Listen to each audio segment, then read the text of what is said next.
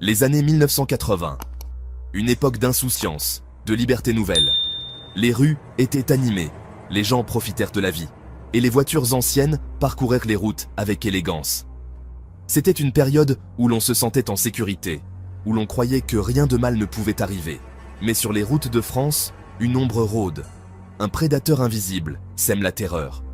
La nuit, les autoroutes deviennent des lieux de peur, où chaque ombre semble menaçante, chaque bruit suspect. Son terrain de chasse, les autoroutes, ces rubans d'asphalte qui traversent le pays. Ces routes, autrefois symboles de liberté, deviennent des pièges mortels. Les longues étendues désertes sont parfaites pour ces sombres dessins. Les premiers meurtres passent presque inaperçus. Des incidents isolés, croit-on. Des accidents de la route, peut-être. Mais les scènes d'accidents deviennent de plus en plus fréquentes, et les autorités commencent à se poser des questions. Mais au fil des mois, un terrible constat s'impose. Ces morts ne sont pas le fruit du hasard. Les enquêteurs découvrent des indices troublants, des motifs récurrents qui ne laissent aucun doute. Un tueur en série est à l'œuvre. Un tueur est à l'œuvre. La nouvelle se répand comme une traînée de poudre. Les médias s'emparent de l'affaire, et bientôt, tout le pays est en alerte. Les discussions dans les cafés tournent autour de ce mystérieux assassin.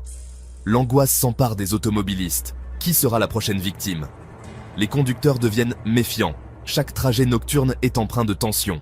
Les mains serrent le volant avec appréhension. La peur s'installe, sournoise et tenace.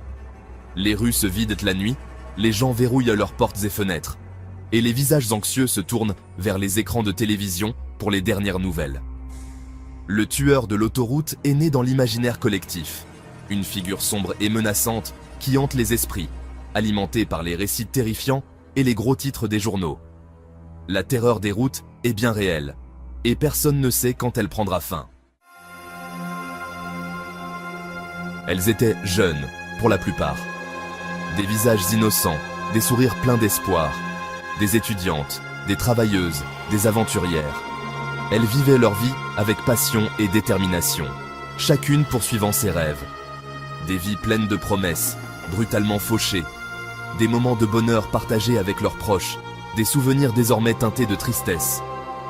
Elles avaient un point commun, l'habitude de faire du stop, un geste banal à l'époque. Un moyen de transport économique et pratique, mais qui allait sceller leur destin tragique. Leurs corps étaient pas retrouvés le long des autoroutes, abandonnés sur les bas-côtés, dissimulés dans les bois avoisinants. Des découvertes macabres qui choquèrent les communautés locales, des scènes de crimes macabres qui glacèrent le sang. Les enquêteurs étaient confrontés à des indices troublants, des vêtements ensanglantés, des traces de lutte. Les autopsies révélaient l'horreur, des traces de violence, de torture, la signature d'un psychopathe. Chaque détail renforçait l'angoisse et l'urgence de capturer le coupable.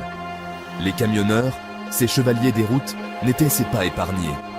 Eux aussi devenaient des cibles, victimes d'un prédateur insaisissable. Eux aussi disparaissaient, leurs camions retrouvés vides, à des kilomètres de leur itinéraire prévu. Le mystère s'épaississait, les autorités étaient désemparées. Qui était ce tueur qui semait la mort sur son passage? Un fantôme insaisissable, un cauchemar vivant. Les enquêteurs traquaient chaque indice, déterminés à mettre fin à cette série de meurtres. L'affaire prend rapidement une ampleur nationale. La gendarmerie est sur les dents. Une cellule spéciale est créée pour traquer le tueur de l'autoroute. Des dizaines d'enquêteurs chevronnés travaillent d'arrache-pied. Les témoignages affluent, souvent contradictoires, brouillant les pistes. Des signalements de voitures suspectes, de comportements étranges. Chaque indice est passé au crible, chaque piste explorée. En vain. Le tueur est insaisissable. Les années passent. L'enquête piétine. La frustration grandit au sein de la gendarmerie. Le tueur de l'autoroute semble intouchable. Un fantôme qui hante les routes de France. Des profils sont dressés, des hypothèses formulées. S'agit-il d'un tueur en série, animé par une pulsion meurtrière incontrôlable? Ou bien d'un individu méthodique, appliquant un mode opératoire précis? Des centaines de personnes sont interrogées, des marginaux, des repris de justice, des voyageurs solitaires. Des arrestations ont lieu, des suspects sont relâchés. Chaque fois, l'espoir renaît, pour être aussitôt douché. La presse s'empare de l'affaire. Les spéculations vont bon train. Des rumeurs circulent, alimentant la psychose. Le tueur de l'autoroute devient un mythe, un sujet de fascination macabre.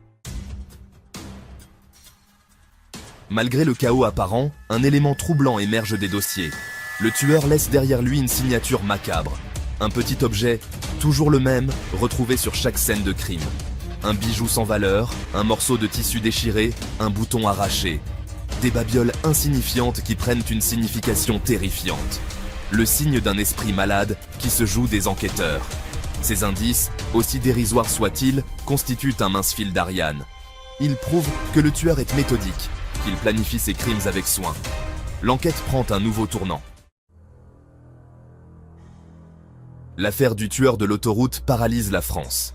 La peur s'insinue partout, dans les foyers, sur les lieux de travail. Les parents interdisent à leurs enfants de faire du stop. Les camionneurs roulent en convoi, la peur au ventre.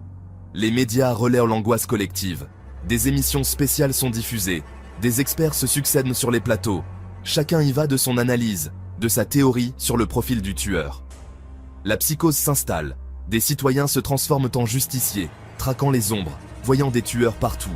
L'affaire du tueur de l'autoroute révèle les failles de la société, ses peurs les plus profondes. Les années 1990 arrivent avec leur lot d'innovations technologiques. L'ADN, cette empreinte génétique unique à chaque individu, fait son apparition dans le domaine de la police scientifique.